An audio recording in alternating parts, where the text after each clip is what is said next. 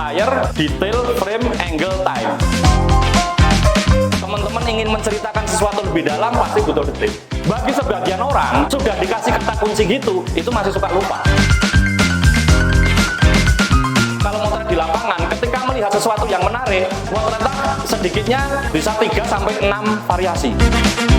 Sekali jalan kayak gitu tuh kita sudah membawa banyak foto yang mungkin foto-foto yang terbuang, foto-foto yang penting dan akan dalam tanda petik tadi laku pada suatu saat.